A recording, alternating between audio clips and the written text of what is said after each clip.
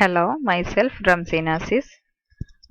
കഴിഞ്ഞ ക്ലാസ്സിൽ നമ്മൾ ഒബ്ജക്ട്സ് ഓഫ് ഓഡിറ്റിംഗ് ആയിരുന്നു ഡിസ്കസ് ചെയ്തിരുന്നത്. ഒബ്ജക്ട്സ് ഓഫ് ഓഡിറ്റിങ്ങിന് പ്രൈമറി ഒബ്ജക്റ്റ് എന്നും സെക്കൻഡറി ഒബ്ജക്റ്റ് എന്നും രണ്ടായി തരംതിരിക്കുന്നുണ്ട്.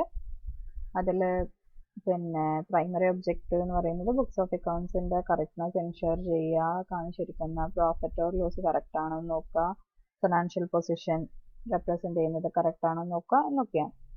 സബ്സിഡിയറി ഒബ്ജക്റ്റിൽ നമ്മൾ പറഞ്ഞത് detection of errors, detection of fraud, prevention of errors and fruits. അതിൽ ഡിറ്റക്ഷൻ ഓഫ് എറേഴ്സ് നമ്മൾ എക്സ്പ്ലെയിൻ ചെയ്തു.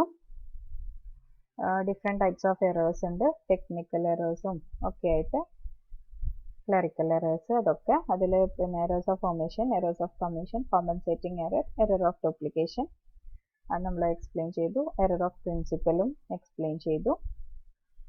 നെക്സ്റ്റ് നമ്മുടെ ടോപ്പിക് എന്ന് പറയുന്നത് ഡിറ്റക്ഷൻ ഓഫ് ഫ്രോഡ് ആണ്. Detection of fraud is the second subsidiary object of auditing. A fraud is one which is done with an intention to cheat another. The detection of fraud by the auditor is also very important and is more difficult than the detection of errors. While doing so, he should always avoid mistrust towards the staff of organization and should also be polite. At the same time, he should be bold enough to carry on thorough investigation. അതായത് മനഃപൂർവ്വം പറ്റിക്കുക എന്നുള്ള ഉദ്ദേശത്തോടു കൂടി ചെയ്യുന്ന സംഭവത്തിനെയാണ് fraud എന്ന് പറയുന്നത്. Detection of എററിനെ കാട്ടിയും ബുദ്ധിമുട്ടുള്ള കാര്യമാണ്, കണ്ടുപിടിക്കാൻ ബുദ്ധിമുട്ടുള്ള കാര്യമാണ് ഡിറ്റക്ഷൻ ഓഫ് ഫ്രോഡ് എന്ന് പറയുന്നത്. Frauds connected with accounts may be either by misappropriation of cash, by misappropriation of goods and by manipulation of accounts. അത് നമുക്ക് ഡീറ്റെയിൽ ആയിട്ട് നോക്കാം. So, detection of fraud ല first one misappropriation of cash ആണ്. That means wrongful conversion or fraudulent application of cash. Wrongful conversion or fraudulent application of cash is known as misappropriation of cash. The misappropriation of cash may take place in two ways. First one, by omission of receipts or showing lesser amount than actually received. And the second way is that by inclusion of fictitious payments or recording more payments than actually made. അതായത് misappropriation of cash എന്ന് പറഞ്ഞു കഴിഞ്ഞാൽ cash അപഹരിക്കലാണ്. അത് സാധാരണയായിട്ട് നടക്കുന്ന പ്രധാനപ്പെട്ട വഴി എന്ന് പറയുന്നത് ഒന്ന് റെസീപ്റ്റ്, ബിസിനസ് ഫേമിലേക്കുള്ള റെസീപ്റ്റ്സ് റെക്കോർഡ് ചെയ്യുന്നത് ഒമിറ്റ് ചെയ്യുക വഴി ക്യാഷ് മിസ്അപ്രോപ്രിയേറ്റ് ചെയ്യാം. അല്ലെങ്കിൽ ആക്ച്വൽ റിസീവ് ചെയ്തിരിക്കുന്ന എമൗണ്ടിനേക്കാൾ കുറവ് എമൗണ്ട് കാണിച്ചുകൊണ്ട് ബാക്കിയുള്ള എമൗണ്ട് പോക്കറ്റഡ് ചെയ്യാം, അല്ലെങ്കിൽ മിസ്അപ്രോപ്രിയേറ്റ് ചെയ്യാം. നെക്സ്റ്റ് വേ എന്ന് പറയുന്നത് ഫിക്ടീഷ്യസ്, ഇല്ലാത്ത പേയ്മെന്റ് ഉണ്ടാക്കി കാണിച്ചുകൊണ്ട് എമൗണ്ട് മിസ്അപ്രോപ്രിയേറ്റ് ചെയ്യാം. അല്ലെങ്കിലോ more payments, recording more payments than actually made, actually pay ചെയ്ത എമൗണ്ടിനേക്കാൾ കൂടുതൽ പേയ്മെന്റ് ആക്കി കാണിച്ചുകൊണ്ടും എമൗണ്ട് മിസ്അപ്രോപ്രിയേറ്റ് ചെയ്യാം, ക്യാഷും മിസ്അപ്രോപ്രിയേറ്റ് ചെയ്യാം.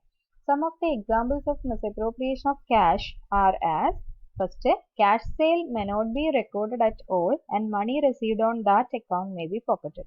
അതായത് ഏതൊക്കെ വിധത്തിലാണ് സാധാരണയായിട്ട് മിസ്അപ്രോപ്രിയേഷൻ ഓഫ് ക്യാഷ് ബിസിനസ് ഫേംസിൽ നടക്കുന്നതിന് ചില എക്സാമ്പിൾ നോക്കുകയാണെങ്കിൽ, ക്യാഷ് സെയിൽ നടന്നത് മുഴുവനായിട്ടും ക്യാഷ് സെയിൽ, എല്ലാ ക്യാഷ് സെയിലും കൃത്യമായി റെക്കോർഡ് ചെയ്യാതെ ആ ക്യാഷ് സെയിലിലൂടെ ലഭിക്കുന്ന പണം അപഹരിക്കലാണ്, പോക്കറ്റഡ് ചെയ്യലാണ് ഒരു വിധത്തിൽ ചെയ്യുന്ന misappropriation of cash an example.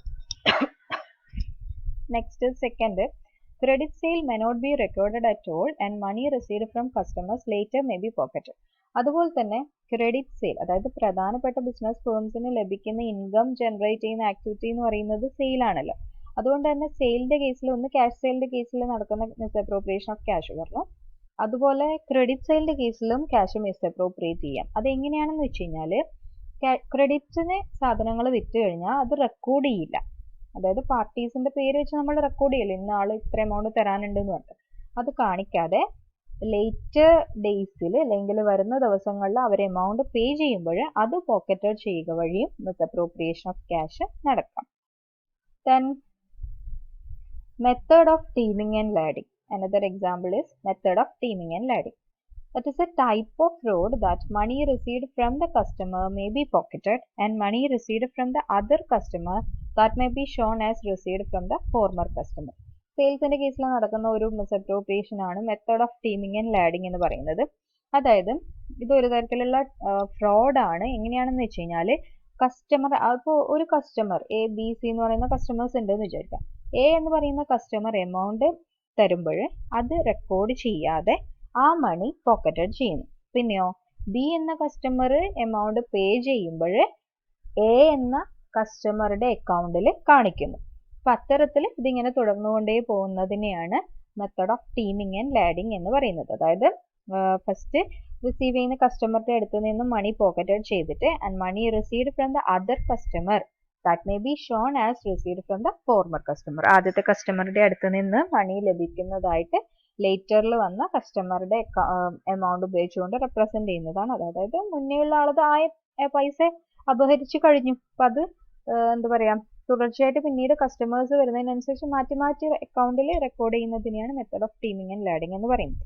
The chances of misappropriation of cash is less in the case of small business concerns where the proprietor has got direct control over his employees. But this is not possible in the case of large concerns where fraud may frequently occur. To detect them, the auditor should make a careful comparison of records in the cash book with other subsidiary books and original vouchers. To detect fictitious payments, he should examine carefully all the original vouchers, invoices and other available evidences. അപ്പോൾ അതുകൊണ്ട് തന്നെ misappropriation of cash എന്ന സംഭവം business ഫേംസിൽ നടക്കാൻ സാധ്യത കൂടുതലാണ്. Small business കൺസേണിലാകുമ്പോൾ പ്രൊപ്പറേറ്ററുടെ direct control ഉണ്ടാകുന്നതുകൊണ്ട് അത്ര കണ്ട് മിസ്അപ്രോപ്രിയേഷൻ നടക്കണമെന്നില്ല. പക്ഷേ ബിഗ് ബിസിനസ് ഓർഗനൈസേഷൻസ് ആകുമ്പോൾ ന്യൂമറസ് ട്രാൻസാക്ഷൻസ് ഉണ്ടാവും. പ്രൊപ്പറേറ്റർക്ക് ഡയറക്റ്റ് കൺട്രോൾ എല്ലാത്തിലും കൊടുക്കാൻ വേണ്ടി പറ്റില്ല. അപ്പം അങ്ങനെയുള്ള കേസസിൽ മിസ്അപ്രോപ്രിയേഷന്റെ സാധ്യത കൂടുതലാണ്. അപ്പം അങ്ങനെ ആകുമ്പോൾ ഓഡിറ്റർ എന്ത് ചെയ്യുന്നു വെച്ച് കഴിഞ്ഞാൽ എല്ലാ റെസീപ്റ്റ്സും പേയ്മെന്റ്സും ക്യാഷ് ബുക്ക് ചെക്ക് ചെയ്യുന്ന സമയത്ത് അവൈലബിൾ ആയിട്ടുള്ള എന്തൊക്കെ സബ്സിഡിയറി ബുക്സ് ഉണ്ടോ, എന്തൊക്കെ വൗച്ചേഴ്സ് ഉണ്ടോ, എന്തൊക്കെ ഡോക്യുമെന്റ്സ് ഉണ്ടോ ആ ഒരു ട്രാൻസാക്ഷനെ സപ്പോർട്ട് ചെയ്യുന്ന അതൊക്കെ വെച്ചിട്ട് കെയർഫുൾ ആയിട്ട് ചെക്ക് ചെയ്താൽ മാത്രമേ കമ്പയർ ചെയ്യുക, ഈ അക്കൗണ്ട്സിനെയൊക്കെ റെക്കോർഡ് ചെയ്തിരിക്കുന്നതിനെയൊക്കെ കമ്പയർ ചെയ്യുക വഴി മാത്രമേ ഇത്തരത്തിലുള്ള മിസ്അപ്രോപ്രിയേഷൻ കണ്ടുപിടിക്കാൻ വേണ്ടി പറ്റുള്ളൂ. അതുപോലെ തന്നെ റെസീപ്റ്റ്സിന്റെ കേസിൽ പറഞ്ഞ പോലെ തന്നെ പേയ്മെന്റ്സിന്റെ കേസിലും മിസ്അപ്രോപ്രിയേഷൻ നടക്കാം. അപ്പൊ അത്തരത്തിലാവുമ്പോൾ എന്ത് ചെയ്യണം, available vouchers, invoices and any other evidences which related with the പേയ്മെന്റ്സുമായി ബന്ധപ്പെട്ട് വേറെ എന്തൊക്കെ എവിഡൻസസ് ഉണ്ടോ അതൊക്കെ വെച്ചിട്ട് ഓഡിറ്റർ കെയർഫുള്ളി എക്സാമിൻ ചെയ്താൽ മാത്രമാണ് മിസ്അപ്രോപ്രിയേഷൻ ഓഫ് ക്യാഷ് റെസീപ്റ്റ്സിന്റെ കേസിലും പേയ്മെന്റ്സിന്റെ കേസിലും നമുക്ക് ഡിറ്റക്ട് ചെയ്യാൻ വേണ്ടി സാധിക്കുന്നത്. ഓഡിറ്റർ അതുകൊണ്ട് തന്നെ ആ സംഭവത്തിൽ കുറച്ചും കൂടി കെയർഫുൾ ആയിട്ടാണ് ഈ കാര്യം കൈകാര്യം ചെയ്യേണ്ടത്. Then the next category is misappropriation of goods. It means use of goods of the business for the purpose other than that of enterprises. The chances of misappropriation of goods which are less bulky but more valuable. Its detection is not easy. It is possible to detect such a misappropriation by detailed examination of stock ledger, purchase book, sales book and other records maintained by the business. അതായത് second ആയിട്ടുള്ള detection of ഫ്രോഡിൽ വരുന്ന സാധ്യതയുള്ള ഒരു ഫ്രോഡാണ് misappropriation of cash എന്ന് പറയുന്നത്. അപ്പൊ അത്തരത്തിൽ misappropriation of goods എന്ന് പറയുന്നത് ബിസിനസിന്റെ ആവശ്യത്തിനല്ലാതെ, എന്റർപ്രൈസസിന്റെ ആവശ്യത്തിനല്ലാതെ ബിസിനസിന്റെ ഗുഡ്സ് അപഹരിക്കുന്നതിനെയാണ് മിസ്അപ്രോപ്രിയേഷൻ ഓഫ് ഗുഡ്സ് എന്ന് പറയുന്നത്. സാധാരണ മിസ്അപ്രോപ്രിയേഷൻ ഓഫ് ഗുഡ്സ് നടക്കുന്നത് ഏത് ടൈപ്പ് കാറ്റഗറി ഓഫ് ഗുഡ്സിലാണെന്ന് വെച്ച് കഴിഞ്ഞാൽ which are less bulky but more valuable. അപ്പൊ അത്തരത്തിലുള്ളതിലാണ് ഫ്രോഡ് നടക്കാൻ സാധ്യത കൂടുതൽ. സോ അതുകൊണ്ട് തന്നെ ഇത്തരം misappropriation detailed examination of stock ലെഡ്ജറും purchase book, sales book and other records ഇതൊക്കെ വെച്ചിട്ട് മാത്രമാണ് ഓഡിറ്റർക്ക് ഡിറ്റക്ട് ചെയ്യാൻ വേണ്ടി പറ്റുക. എത്ര സ്റ്റോക്ക് വന്നിട്ടുണ്ട്, അതിലെത്ര സ്റ്റോക്ക് രജിസ്റ്ററിൽ റെക്കോർഡ് ചെയ്തത് എങ്ങനെ, ബാക്കി എത്രയുണ്ട്, സെയിൽസ് എത്രയാണെന്നോ പർച്ചേസ് എത്രയാണെന്നോ അങ്ങനെ ഒരു എല്ലാ റെക്കോർഡും വെച്ചിട്ട് വെരിഫൈ ചെയ്താൽ മാത്രമേ ഇത്തരത്തിലുള്ള മിസ്അപ്രോപ്രിയേഷൻ ഓഡിറ്റർക്ക് ഫൈൻഡ് ഔട്ട് ചെയ്യാൻ വേണ്ടി പറ്റുള്ളൂ. Then next type of fraud ആണ് manipulation of accounts. It is also known as falsification of accounts. Falsification of accounts is generally done by directors, managers and other responsible person and not by the subordinates. It is true that Whenever such a class of fraud occurs, it involves huge amount. It is done to show a false profit. സാധാരണ ഇത്തരത്തിലുള്ള ഒരു error നടക്കുന്നത് പിന്നെ സാധാരണ ഇത്തരത്തിലുള്ള fraud നടത്തുന്നത് top ലെവലിലുള്ള authorities ആയിരിക്കും. ഇത്തരം ഫ്രോഡ് നടക്കുന്നതിന്റെ ഉദ്ദേശം എന്ന് പറഞ്ഞു കഴിഞ്ഞാൽ ഫാൾസ് പ്രോഫിറ്റ് കാണിക്കാൻ വേണ്ടിയിട്ടാണ്. Some of the examples of manipulation of accounts are recording fictitious sales and purchases. ഇല്ലാത്ത സെയിൽസും പെർച്ചേസസും ഉണ്ട് എന്ന് പറഞ്ഞ് കാണിച്ചിട്ട് അക്കൗണ്ട് മാനിപ്പുലേറ്റ് ചെയ്യുക. Recording of omitting to record various expenses. അല്ലെങ്കിൽ ഉണ്ടായിരിക്കുന്ന എക്സ്പെൻസസ് ഇല്ല, അതായത് റെക്കോർഡ് ചെയ്യാതിരിക്കുക, ഒമിറ്റ് ചെയ്യുക. അല്ലെങ്കിൽ changing revenue expenditure as capital expenditure and vice versa. Revenue എക്സ്പെൻഡിച്ചറിനെ ക്യാപിറ്റൽ എക്സ്പെൻഡിച്ചർ ആയിട്ട് കാണിക്കുക, അല്ലെങ്കിൽ ക്യാപിറ്റൽ എക്സ്പെൻഡിച്ചേഴ്സിനെ റവന്യൂ എക്സ്പെൻഡിച്ചർ ആയിട്ട് കാറ്റഗറൈസ് ചെയ്ത് കാണിക്കുക. Changing more or less amount of depreciation. ഡിപ്രീസിയേഷൻ്റെ കേസിൽ കറക്റ്റ് ആയിട്ടുള്ള എമൗണ്ട് കൊടുക്കാതെ കാണിക്കുക. മറ്റൊരു ഇമ്പോർട്ടൻ്റ് ആയിട്ടുള്ള എക്സാമ്പിൾ ആണ് window dressing. It means a presentation of balance sheet by showing the affairs of the business more favorable than what actually are. Actually ഉള്ള ബിസിനസിന്റെ അഫയേഴ്സ്, ബിസിനസ് ബാലൻസ് ഷീറ്റ് കാണിക്കുന്ന financial position എന്താണോ അതല്ലാതെ more favourable ആയിട്ട്, കൂടുതൽ favourable ആവുന്ന തരത്തിലുള്ള ഒരു ഫിനാൻഷ്യൽ കണ്ടീഷൻ ഉണ്ട് എന്ന് കാണിക്കാൻ വേണ്ടിയിട്ട് വരുത്തുന്ന മാനിപ്പുലേഷനെയാണ് വിൻഡോ ഡ്രസ്സിംഗ് എന്ന് പറയുന്നത്. That is it means a presentation of balance sheet by showing the affairs of the business more favorable than what they actually are.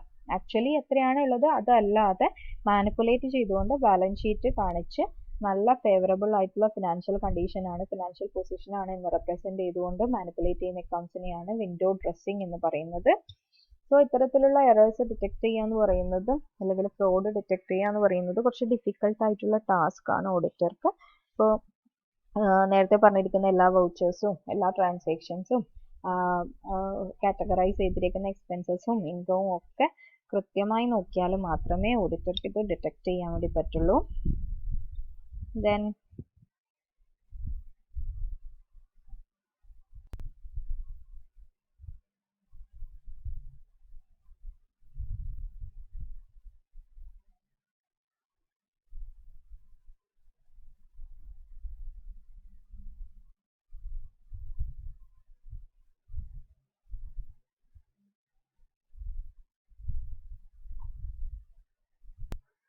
next object is in subsidiary object is prevention of errors and frauds. Besides the detection of various types of errors and frauds, an auditor has also prevent them.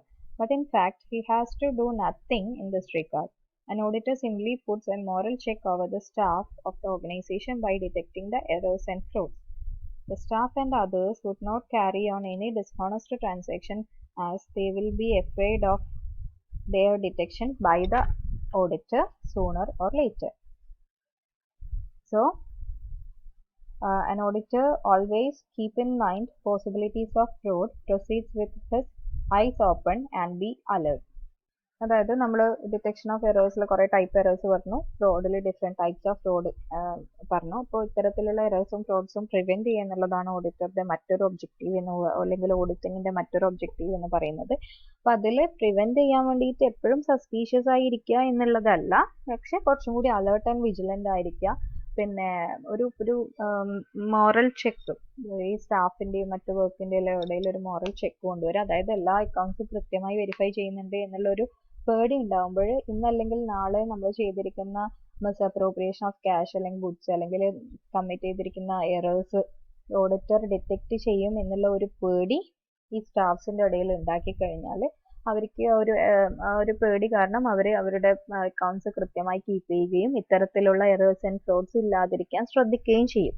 അത് കൊണ്ടുവരാന്നുള്ളതാണ് auditor ചെയ്യാൻ പറ്റുന്ന ഒരു കാര്യം. മാത്രമല്ല നേരത്തെ പറഞ്ഞിരിക്കുന്ന എറേഴ്സും ഫ്രോഡ്സും ഒക്കെ detect ചെയ്യാൻ വേണ്ടിയിട്ട് അവൈലബിൾ ആവുന്ന എവിഡൻസസ് വെച്ചിട്ട് കെയർഫുൾ ആയിട്ട് അലേർട്ട് ആയിട്ട് ബോൾഡ് ആയിട്ട് എല്ലാം വെരിഫൈ ചെയ്യുക. അങ്ങനെ എറേഴ്സും ഫ്രോഡ്സും കണ്ടെത്തുക, അതിലൂടെ അവയൊക്കെ പ്രിവെന്റ് ചെയ്യുക എന്നുള്ളതാണ് ഓഡിറ്റർ ചെയ്യേണ്ട ഡ്യൂട്ടി.